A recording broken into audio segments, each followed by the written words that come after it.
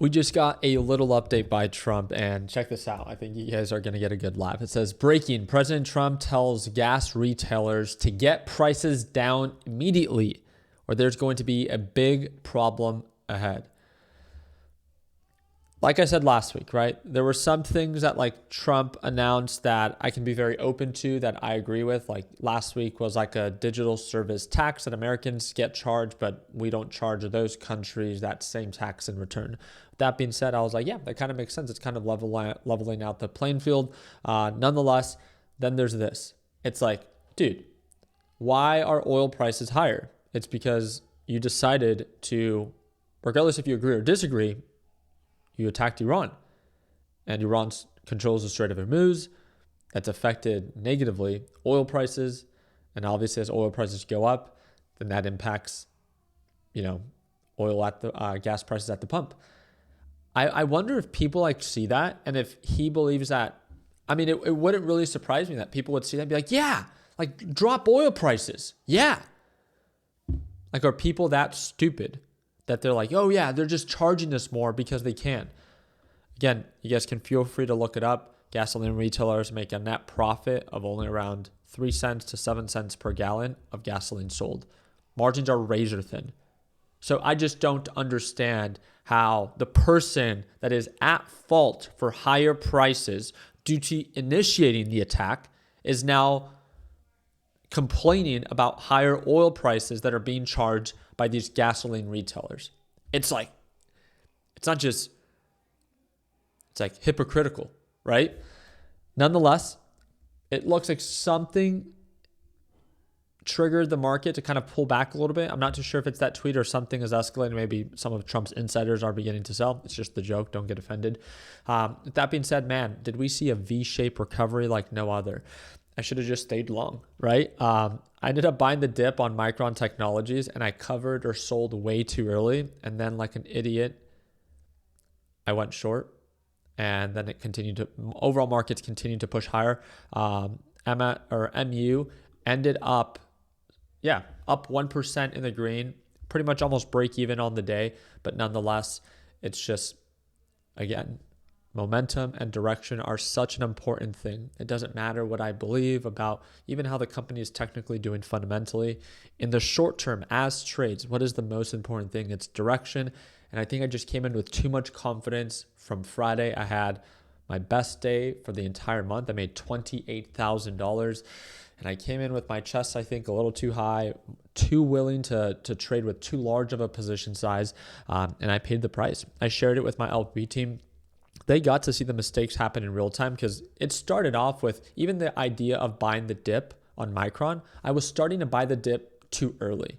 So even that was a mistake, because when it began to recover, have you guys ever, and again, I want to share this with you because I know most likely you've experienced it. When I was buying the dip, when it began to recover, I was so over the trade. I just wanted to get out of it. I wanted to minimize loss. It wasn't even about taking profits. I just wanted to minimize it and mitigate the damage I've already done. So then as it began to recover, I trimmed, and then it became overbought based off of what I thought, right?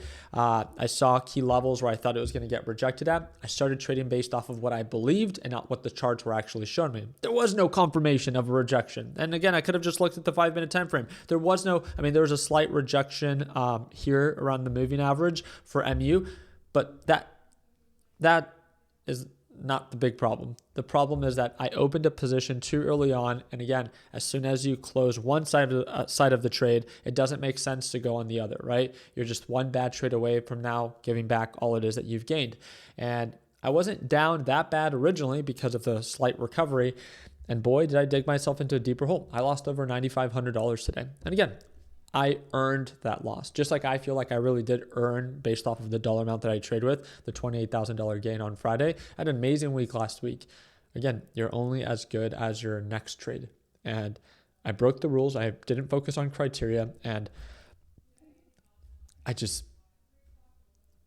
should have just accepted the direction, right? I should have stayed lighter on my position size to not feel so much pressure for this thing to recover. And then at that point, I would have not felt so stressed to sell the position in the first place. That's the first mistake. I should have just stayed long. There was no break-if pattern up until possibly here when it had that pullback. That would have been enough for me to just have gotten out. But nonetheless, direction was favorable, V-shaped recovery. My issue with it was I was getting upset based off of why the markets were recovering. Trump stated on a tweet that, Iran is, wanting to meet in Qatar tomorrow for talks. There's no data to back it up. You even had Iran stating that they weren't going to meet. Now, again, this is where the emotions got the best of me. I was like, okay, he's not telling the truth. Markets are going to sell off. Markets don't care technically about the truth. They care about the sentiment and the hope, right? They're a leading indicator, a leading market. And I should have just gone with the trend, right? It doesn't matter how right you might feel. There's a lot of times people can be right about a company, but sentiment and direction, especially for shorter trades, right? Intraday plays, day trades, it's not important about what's right or wrong. It's about what the market is currently doing, right? And that was my takeaway. I wanted to share it with you guys. Big mistake, and I paid the price for it. So hopefully, again, you don't have to.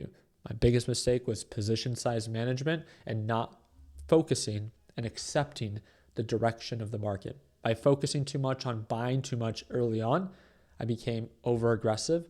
I then became desperate to get out of it, and it made it more challenging to feel comfortable in that trade.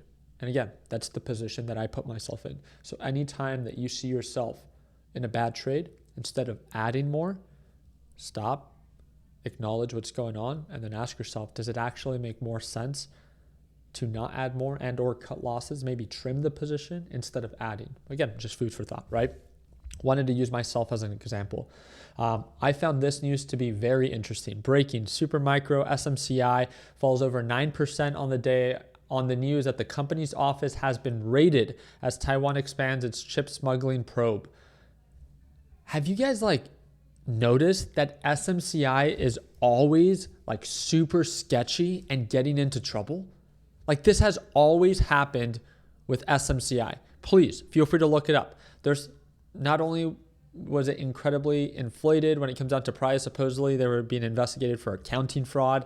Then supposedly the CEO and some of their executives were smuggling Nvidia GPUs into Taiwan. It's crazy the news you hear about this, what is it, $18 billion company? Insane. Now they're being raided. So we'll see how things continue to develop. A lot of people like SMCI. I've never been a fan of it myself, but again, doesn't mean that it can't be a good buy. It is technically oversold, and once it begins to find its bottom, it does a really good job often recovering. So again, you don't have to like the company to be able to make money off of it. Nonetheless, as of right now, negative news, negative sentiment. We'll see if it continues. I think most of it will have to do it based off of market sentiment. I thought this news was also very interesting. Nvidia's second largest individual shareholder, Mark Stevens, has dumped $407 million of Nvidia of his shares this month. Probably nothing. Again, he is the second largest shareholder, so he holds over millions of shares. So is this an insane amount that he's selling? I mean, it's a huge amount, right, to people like you and I, but based off of what he owns of the company, no, technically not. It is a lot, right? Why would he be selling? Is there some signs of uncertainty, potential downturn in the future? That's always what people try to signal on, that this is what it means. No one can predict, I think, at any time markets are elevated, especially if you have the option to sell and to lock in profits. Why wouldn't you, right? The last thing you want to be is like Michael Saylor, right? At elevated levels, you want to take profit or trim the position. So if things do get worse before they get better, you're not the one that cuts losses or sells at the bottom, right? Kind of like Michael Saylor, right? He decided to sell $1 billion worth of Bitcoin as it sold off 50%, not at all-time highs. You can ask anyone, but again, the buying high and selling low approach doesn't really work in any market. But I guess that's just food for thought. With that being said, tomorrow we have, if I'm not mistaken, Jolts, right? We have Jolts. Let me go ahead and show you guys here. This is always at the bottom of our LPP landing page. If you guys need an economic calendar, it's free. Just scroll to the very bottom of our LPP landing page. It's the second link in the description down below. Tomorrow, we do have JOLTS and consumer confidence report, and this is going to be 30 minutes after the markets open. So again, if you're part of our LPP team and you tune on into our live trading session tomorrow, we will be talking about it and watching for the market to react. So again, I hope to see you there whenever you're ready to tune on in. You don't have to, but if you want access to watching me trade live, it's just a raw live session, 30 minutes to an hour every day right at open. We have members that signed up back in 2018. They still have access to it today. If you'd like to join, one-time payment, lifetime access, second link in the description down below. You can sign up today and start watching me trade live as soon as tomorrow. I appreciate you guys' time like always. Let's make sure that we end the year on a green note. Take care, team, and happy Monday.